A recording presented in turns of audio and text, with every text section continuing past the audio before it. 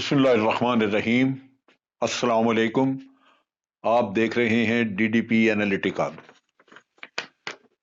आज सारा दिन बात गश्त रही भारत के फॉल्स फ्लैग ऑपरेशन के बारे में। बताया गया कि पाकिस्तान की इंटेलिजेंस एजेंसीज ने बहुत ही बावसूख जराए से, रिलायबल जराए से ये खबर ली है कि भारत एक फॉल्स फ्लैग ऑपरेशन करना चाहता है। देखने की बात यह है कि फॉल्स फ्लैग ऑपरेशन क्यों किए जाते हैं। फॉल्स फ्लैग ऑपरेशन बुनियादी तौर पे तो एक ड्रामा होता है झूठा, लेकिन उसमें असलियत का रंग इतना भर दिया जाता है कि किसी को शक नहीं गुजरता कि ये ड्रामा था, ये जाली काम किया गया। उसमें अपना नुकसान भी कुछ कर लिया जाता है, कोई लोग मरवाने पड़े तो वो भी मरवा लिए जाते हैं, क्योंकि मकासद आपके बहुत बड़े होते हैं। सो उसमें हकीकत का रंग नजर आना चाहिए और फिर उसका एक जाली लिंक बनना चाहिए उस शख्स के साथ या उस मुल्क के साथ जिसको आप बदनाम करना चाहते हैं। लिहाजा यहां पे भारत इस काम में माहिर और ये करता रहा है। ये आप 1971 की जंग से पहले देख लें तो उन्होंने अपना एक जहाज इसी तरह अगवा करवाया, खुद अगवा करवाया, लाहौर एयरपोर्ट पे आके उसको लैंड कराया, फिर अपने उस छोटे जहाज को, फोकर को तबाह करवा दिया, क्योंकि वो जो जाली हाईजैकर बनाए हुए थे उनको सारा बताया हुआ था कि आपने इस जहाज को तबाह करना है। वो कर दिया और फिर मलबा पाकिस्तान पे कि जी हाईजैकर थे, पाकिस्तान में उतर गए, पाकिस्तान ने कुछ किया नहीं। और पाकिस्तान की फ्लाइट्स जो थी वो बंद कर दी। भारत से गुजर गुजर के जाया करती थी बांग्लादेश, यानी उस जमाने में ईस्ट पाकिस्तान था, वो बंद कर दी। और उसके बाद उन्होंने कई फॉल्स फ्लैग किए जो रिसेंट आपकी मेमोरी के लिए जो आपके जहन में भी होंगे। उनमें बॉम्बे का वाकया है, पठानकोट का वाकया है, उड़ी का वाकया है, फिर पुलवामा का वाकया बड़ा रिसेंट है जो पिछले साल हुआ।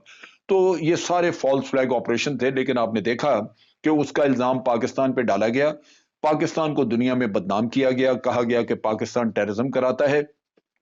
और फिर उसके साथ साथ पुलवामा के वाकये के बाद तो भारत ने बाकायदा हमारी जो इंटरनेशनल बाउंड्री है वो क्रॉस करके तो बालाकोट की तरफ जाके एक जंगल में अपने बॉम्ब फेंके, क्योंकि उस वक्त ये जहाज पहुंच तो गए उसके बालाकोट के करीब, लेकिन जब पाकिस्तान एयरफोर्स के जहाज आते हैं इन्होंने देखे तो फिर घबराहट में अपने बॉम्ब दाएं बाएं फेंक के तो वहां से भागे। नतीजा ये कि हमारा बहुत नुकसान हुआ, दो तीन दरख्त कट गए, मारे गए, एक आध कब्बा वहां पे मारा गया। तो ये काफी बड़ा नुकसान था, क्योंकि भारत के पायलट्स ने वापस जाके कहा कि हम 350 लोगों को मार आए हैं। सो ये फॉल्स फ्लैग ऑपरेशन का रिजल्ट था, लेकिन हर सूरत दुनिया में चर्चा किया, शोर मचाया कि जी पाकिस्तान ने यह काम करवा दिया। अब चीज ये है कि ये आज इसकी जरूरत भारत को क्यों है। देखिए, मोदी एक ऐसा हुक्मरान है जो शातिर है, चालाक है, और उसने नब्जों पे हाथ रखा अपने हिंदू वोटर। बेसिकली तो हिंदुत्व की वजह से उसका सारा फोकस जो है वो हिंदू पे है। हिंदू आबादी जो है उसके हकूक भी हैं, हिंदू आबादी को उसने खुश भी रखना है। बाकी जो अकलियतें हैं, मुसलमान हैं, सिख हैं, ईसाई हैं, ये जाए जहन्नम में, इनका तो कोई ना हक है उनका, ना उनकी कोई सुनवाई हो सकती है, और मर जाएं जिंदा रहें कुछ भी हो वो उनको परवाह नहीं। लिहाजा ये सारी तवज्जो फोकस जो है वो हिंदू आबादी पे होता है। लिहाजा हिंदू आबादी ने उसको बड़ी पजीराई दी, मोदी को वोट बहुत मिले। उसकी नब्जें जब उसने देखी या उनकी साइकी देखी तो उस साइकी में दो चीजें थी। एक ये कि मुसलमान के खिलाफ नफरत, और दूसरा ये कि पाकिस्तान के खिलाफ कुछ ना कुछ होना चाहिए। पाकिस्तान की कोई खैर नहीं सुननी चाहते, पाकिस्तान की हर वक्त नफरत में पाकिस्तान का ये नुकसान हो गया, पाकिस्तान को ये कर दिया, वो कर दिया, ये वो चीज थी। और मोदी चूंकि ये इलेक्शन से पहले राग अलापता रहा, उसने पहले इलेक्शन से जो 2014 में उसने इलेक्शन लड़े उसमें उसने बड़ी दफा कहा कि मैं पाकिस्तान को उसी भाषा में जवाब दूंगा, क्योंकि वो समझता था कि ये ऐसी बातचीत करने में उसको फायदा होगा सियासी तौर पे। लिहाजा वो कहता रहा कि पाकिस्तान को मैं मजा चखा दूंगा, उसी भाषा में जवाब दूंगा जो वो समझते हैं। इलेक्शन जीत गया, आ गए, और फिर आपने देखा कि उसके बाद लगातार उसने एलओसी के ऊपर, जब से मोदी आया तकरीबन 6.5 साल हो चुके, एलओसी के ऊपर वायलेशन जो है वो कम ना हुई, वो बेतहाशा हुई। वो अपनी कौम को एक मजबूत आदमी के तौर पे पेश करता रहा अपने आप को, एक स्ट्रांग मैन जो जो चाहे कर सकता है, वो सुपरमैन है, वो कदम उठाए तो बिल्कुल कामयाबी, और अगर कदम उसको पीछे हटाने की कोई कोई सोच भी हो तो वो उसको कुचल दे। वो जो कदम उठाए वो बिल्कुल वो आगे उठ गया, उसको वापस नहीं हो सकता। उसमें आप देख लीजिए कि कई इसने कदम उठाए। पहले इसने डिमोनेटाइजेशन की, इकोनॉमी तबाह हो गई, लोग लुट गए, बैंक दिवालिये हो गए, लेकिन उस शख्स ने उस चीज को संभाला नहीं, वापस नहीं कदम लिया।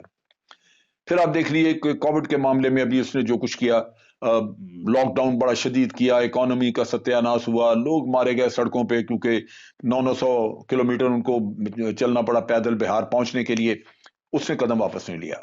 फिर उसने सिटीजनशिप एक्ट उसने इंट्रोड्यूस किया, और वो आप देखिए कि उससे उसने आसाम में भी और फिर दिल्ली में भी कत्लो गारत हुई, लोगों की जानें गई, बेशुमार लोग मार दिए, लेकिन सिटीजनशिप एक्ट को उसने इंटैक्ट रखा, उसको नहीं छेड़ा। आर्टिकल 370 खत्म किया कश्मीर का, कश्मीर हाथ से निकल गया। आज कश्मीर में वो लोग, वो लीडर जो किसी जमाने में भारत नवाज होते थे, वो भी आज थूकते हैं। वो कहते हैं कि जनाब कायद आजम ने ठीक किया था, हमारे आबा अजदाद को पता नहीं क्या हुआ, उनकी अकल मारी गई कि उन्होंने ये भारत के साथ रहने का फैसला उस वक्त किया, और नतीजा ये कि आज हम अपने हर तरह के हकूक से बिल्कुल आरी हो चुके हैं। सो ये वहां पे सूरत हाल, लेकिन आर्टिकल 370 को उसने वापस नहीं किया। अदालतें उसने अपनी ताबे कर ली, अदालतें आर्टिकल 370 के खिलाफ कई पिटीशंस पड़ी हुई हैं, लेकिन अदालतें तवज्जो नहीं देती, और मतलब उसके साथ मिली हुई हैं, वो उन केसेस को पेंडिंग रखा हुआ है। अब उसने किसानों के खिलाफ 3 कवानीन जो है वो बना लिए। अब जो 3 कवानीन बनाए, असूली तौर पे तो होता ही है दुनिया में कि कोई भी कानून आप बनाने से पहले जिनके बारे में बनाया जा रहा है, स्टेक होल्डर्स को ऑन बोर्ड रखते हैं, उनसे मशावरत करते हैं। यहां मशावरत तो नहीं की और कानून बना के लागू किए। अब जब किसान ने शोर शराबा किया, उसने एजिटेशन की, तो अब एक रास्ता यह था कि किसान को खुश करने के लिए मोदी अपने वो कवानीन जो है वो खत्म कर दे, वापस ले ले अपना स्टेप। लेकिन अगर वो स्टेप वापस ले ले तो फिर वो स्ट्रांग मैन नहीं रहता, फिर उसका जो इमेज उसने बनाया है 56 इंचेस की छाती वाला, वो खत्म हो जाएगा। लिहाजा वो जो तकरीर करता है वो तो यहां कहता है आर्टिकल 370 डन, सीए ये सिटीजनशिप एक्ट डन, फलाना डन डन डन, और फिर उसने कहा कि ये तो अभी मैंने ट्रेलर चलाया है, असल तो काम होना, और असल काम यही कुछ है। अब इसमें जब ये कानून अवाम खुश नहीं है तो आप इसको वापस करें, वापस नहीं करना। लिहाजा उसकी इस हरकत की वजह से भारत में आज मुनाफरत फैली, और आपने देखा कि बहुत बड़ा एक एहतजाज, जो कि जिसमें सिख प्रोडोमिनेंटली शामिल है, लेकिन वो बहुत बड़े पैमाने पे एक एहतजाज वहां पे शुरू हो गया, और उसको आज शुरू हुए कई दिन हो गए।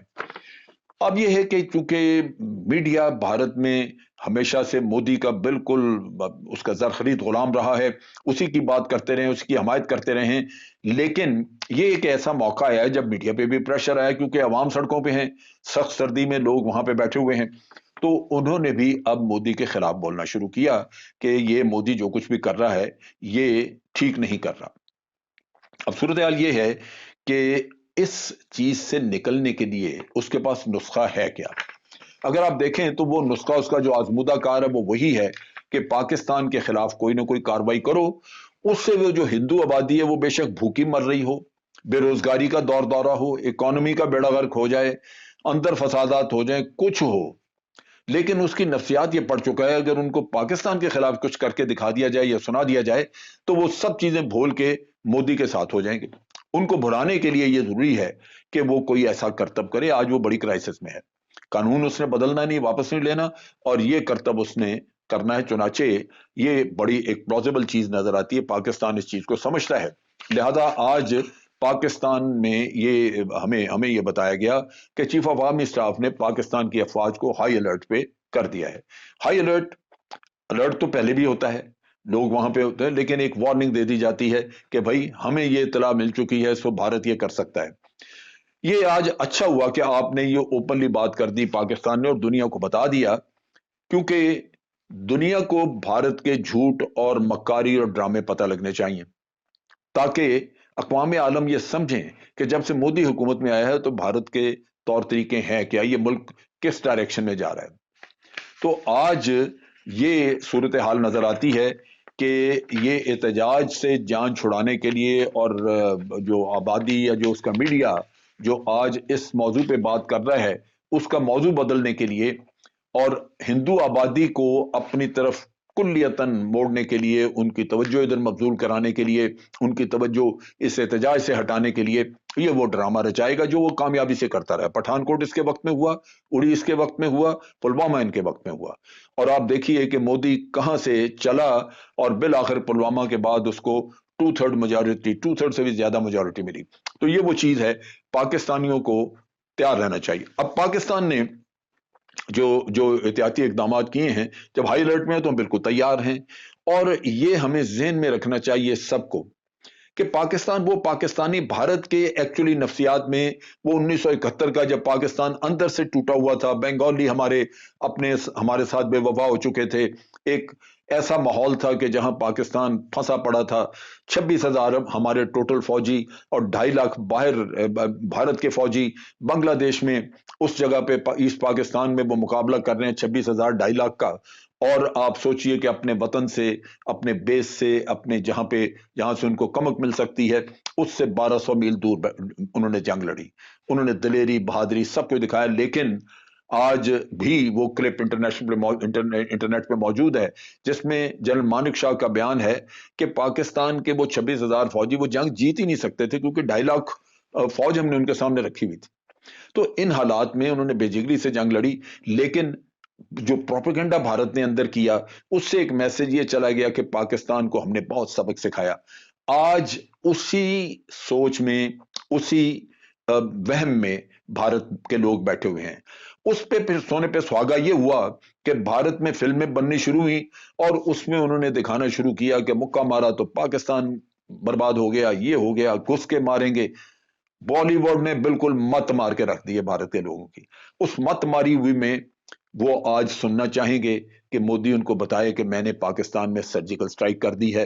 वो सर्जिकल स्ट्राइक ड्रामा भी हो सकता है, वो इसी तरह झूठ जैसे पहले बोला था कि सर्जिकल स्ट्राइक वगैरह की कोई नहीं, लेकिन अपने लोगों को एक कहानी बना के एक जाली वीडियो पीछे जंगल में बना के वो दिखा दी। ये भी हो सकता है। और एक एक्चुअल अटैक भी हो सकता है कि कोई छोटा सा टुकड़ा उसको उस पर कब्जा करने की कोशिश की जाए। लेकिन मैं सिर्फ इतना कहूंगा कि भारत को पिछले फरवरी के दिन याद रखने चाहिए। पाकिस्तान कोई कतर वाला पाकिस्तान नहीं है। पाकिस्तान अपना दिफा करना जानता है, पाकिस्तान के अवाम अपना दिफा करना जानते हैं। और भारत को जो कुछ भी उसने ऐसा कोई जारहाना कदम उठाया उसको ऐसी कीमत चुकानी पड़ेगी जो वो जिंदगी भर भुला ना सके। अफवाज पाकिस्तान जिंदाबाद, पाकिस्तान पाइंदाबाद।